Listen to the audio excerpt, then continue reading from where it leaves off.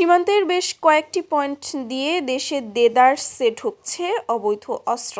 গোয়েন্দা তথ্য বলছে, কুষ্টিয়ার ৮টি ও ঝিনাইদহের ৯টি পয়েন্ট দিয়ে দেশে ঢুকছে এসব আগ্নেয়াস্ত্র। এসব রুট দিয়ে আসা অস্ত্র হাতবদল হয়ে ছড়িয়ে পড়ছে রাজধানী সহ সারা দেশের নির্বাচনী এলাকাগুলোয়। বিজিবি ও পুলিশ সহ আইন শৃঙ্খলা বাহিনীর বিভিন্ন ইউনিটের অভিযানে মাঝে মধ্যে দু একটি অস্ত্র উদ্ধার হলেও দুষ্কৃতকারী ও পেশি শক্তির হাতে এখনো রয়েছে বিপুল সংখ্যক অস্ত্র ও গোলাবারুদ। সীমান্ত ঘেঁষা মহেশপুর অস্ত্র চোরাচালানের শক্তিশালী সিন্ডিকেট।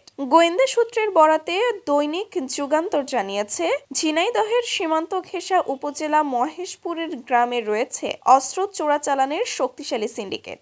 এই উপজেলার ৯টি গ্রামের মাধ্যমে ভারত থেকে আসছে অস্ত্র ও গোলাবারুদ। এই এলাকায় চোরাচালানকারী হিসেবে যাদের চিহ্নিত করা হয়েছে তাদের মধ্যে রয়েছেন শামসুল ইসলাম কুটি মিয়া, শমশের আলী ওরফে ভ্যাংচা ও এনামুল। আওয়ামী আমলের ১০,০০০ অস্ত্র এখন কোথায়? অথচ নির্বাচনের বাকি আর মাত্র কয়েকদিন।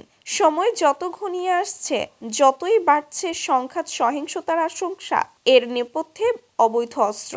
বিভিন্ন সূত্রের খবর, সীমান্তের বেশ কয়েকটি পয়েন্ট দিয়ে দেদারসে ঢুকছে অস্ত্র। এছাড়া আওয়ামী লীগ আমলে লাইসেন্স দেওয়া ১০,০০০-এর বেশি অস্ত্র ইতোমধ্যে অবৈধ হয়ে গেছে। এসব অস্ত্রের পাশাপাশি পুলিশের লুট হওয়া ১৩৩১টি আগ্নেয়াস্ত্র উদ্ধার হয়নি। সেগুলোও বাড়িয়েছে ঝুঁকির মাত্রা। শুধু তাই নয়, অভ্যুত্থানের সময় পুলিশের পাশাপাশি দুটি কারাগার থেকে লুট হওয়া ২৭টি অস্ত্র এখনো উদ্ধার করা যায়নি। আর পুলিশের লুণ্ঠিত ২.৫ লাখের বেশি গোলাবারুদ রয়ে গেছে দুষ্কৃতকারীদের হাতে। সব মিলিয়ে নির্বাচন ঘিরে অস্ত্রের ঝনঝনানি আশঙ্কা করা হচ্ছে।